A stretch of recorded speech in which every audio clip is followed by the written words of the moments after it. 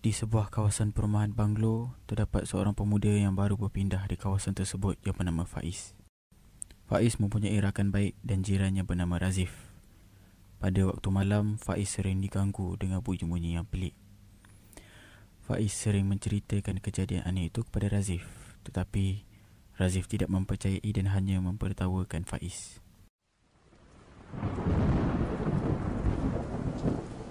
Pada satu kedinginan malam, guruh berbunyi dengan kuat sekali. Pada pukul 3 pagi, Faiz tengah lagi berbaring, berguling-guling kerana tak dapat tidur. Ditemani dengan bunyi jam berdetik dan kilat menyebabkan Faiz tidak rasa selesa untuk tidur lagi. Faiz kemudiannya bangun dari katil dan terus menekan suis lampu. Faiz baru sedar bahawa rumahnya mengalami blackout. Faiz berlari ke katilnya dan terus menangis langut. Faiz membebel sorang-sorang. Out lah pula, dah lah aku seorang tidur kat bilik bawah ni. Bunyi rantai itu amat jelas kedengaran dari luar tingkap bilik Faiz.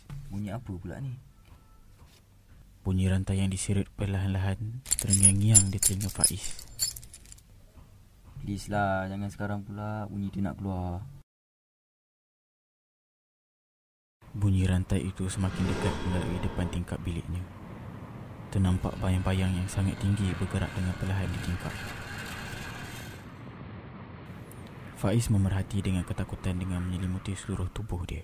Tiada lagi kedengaran guruh apabila Faiz ternampak kelibat seseorang di luar tingkapnya. Faiz mengucap dalam ketakutan. Hampir setiap sekali dalam seminggu, kelibat lembaga itu menghantui dan asyik terjegat dekat depan tingkap bilik Faiz sehingga waktu subuh. Faiz berjalan ke hadapan rumah untuk menegur Razif di sebelah rumahnya. Hey Razif, kau buat apa? Zif! Oh Razif! Apa? Saya kau tengah menung ni. Razif kaku merenung ke arah langit. Aku ada benda nak cerita kat kau ni. Kau nak dengar tak? Ceritalah. Kau nak tahu tak? Semalam aku kena kacau lagi tu. Badan ke kau? Sis, kau ni tak ada habis kan gelakkan aku. Kau tu memang penakut. Yalah, esok mak bapak aku tak ada. Diorang balik kampung ke rumah aku esok. Okey. Pada keesokan harinya, Razif datang ke rumah Faiz pada waktu maghrib.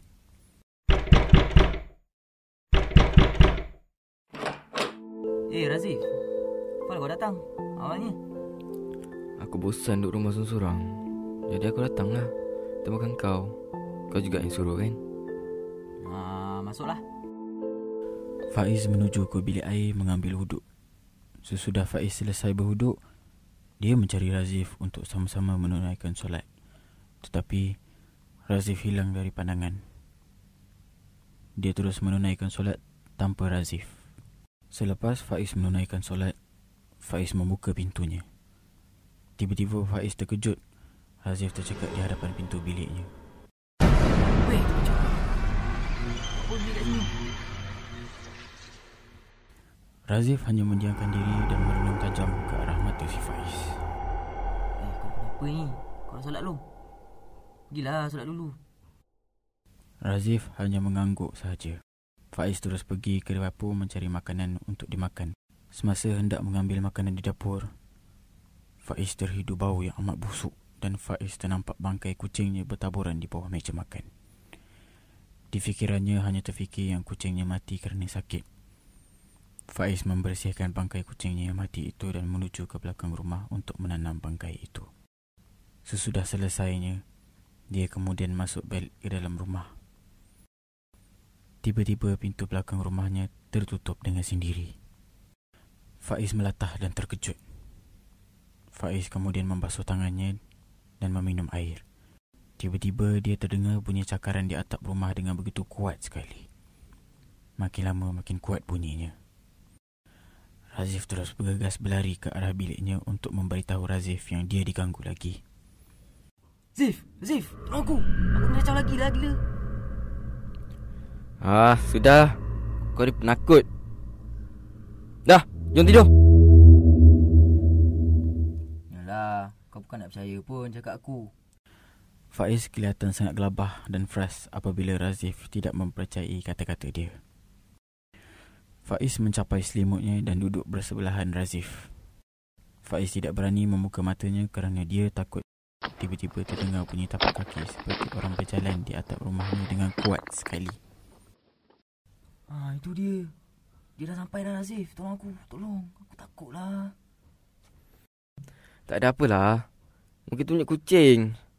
Dah, jom tidur. Kucing apa pula malam-malam buta ni? Razif menyelubungi dirinya dengan selimut.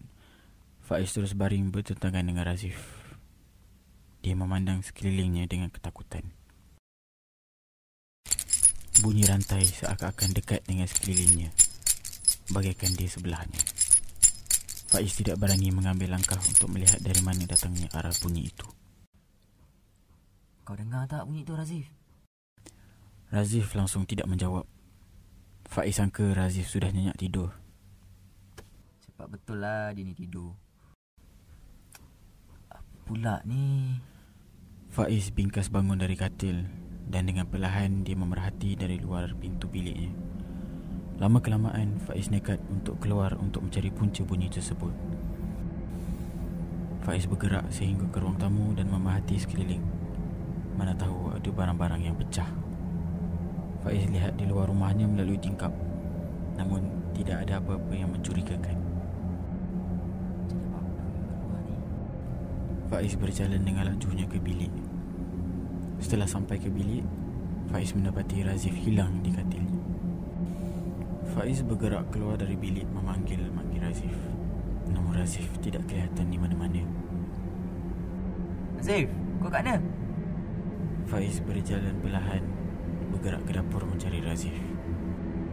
Secara tiba-tiba, Razif muncul dan pegang bahu Faiz. Oi, kejap aku. Kau ke mana, weh? Aku pergi tandas. Jom tidur. Ketika mata Faiz terasa berat, Razif menghulurkan bantal kecil dan Faiz tidur dengan lenanya hingga tidak sedar. Pada keesokan paginya, Faiz dipercayai tidur di kubur sambil memeluk batu nisan yang terpahat nama Razif. Ibu bapa Faiz pulang pada keesokan harinya. Rumah Faiz bersepah dan kotor. Assalamualaikum, Faiz. Mak dah balik. Faiz.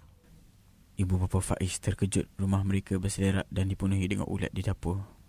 Lantas, ibu bapa Faiz terus mencari Faiz ke merata-rata tempat dengan bantuan orang sekeliling taman perumahan mereka. Mereka berpecah dan ibu bapa Faiz mengikut jalan lain. Akhirnya Faiz dijumpai di kubur. Faiz dipercayai tidur di kubur sambil memeluk batu nisan yang terpahat nama Razif.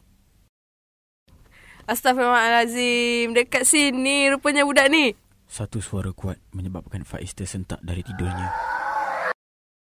Dekat mana?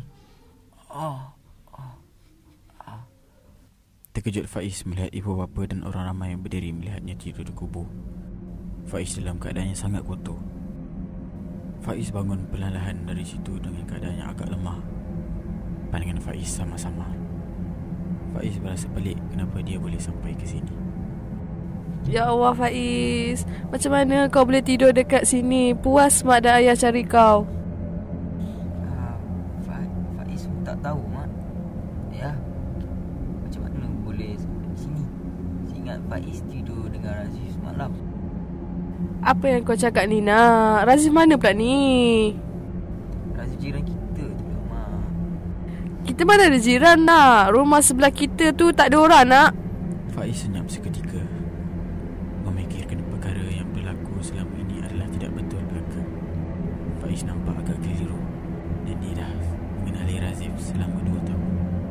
Faiz dah kenal Razif 2 tahun, Mak. Jadi siapalah orang yang Faiz selalu jumpa tu? Ada seorang pakcik keluar menuju ke mereka. Nak, siapa nama budak yang kamu sebut tadi?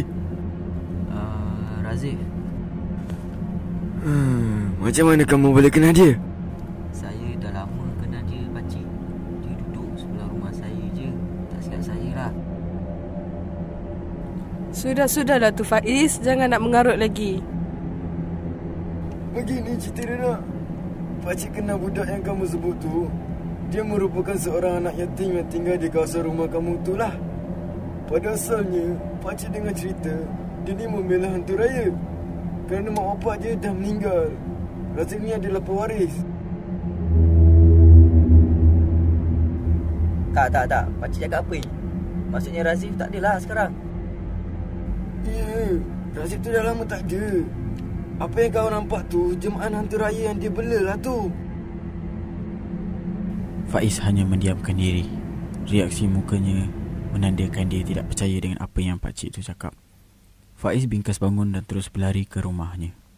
Faiz mendekati rumahnya. Faiz tak nampak rumah pun yang bersebelahan dengan rumah dia. Faiz memasuki rumah dia. Dia hanya berasa sedih melihat keadaan rumah dia dan dirinya sendiri. Ibu bapa Faiz memberi semangat kepada diri Faiz supaya tidak bersedih hati. Faiz mendekati rumahnya. Faiz tak nampak rumah pun yang bersebelahan dengan rumah dia. Faiz memasuki rumah dia. Dia hanya sedih tengok keadaan rumah dia dan dirinya sendiri. Ibu bapa Faiz memberi semangat pada diri Faiz supaya tidak bersedih hati.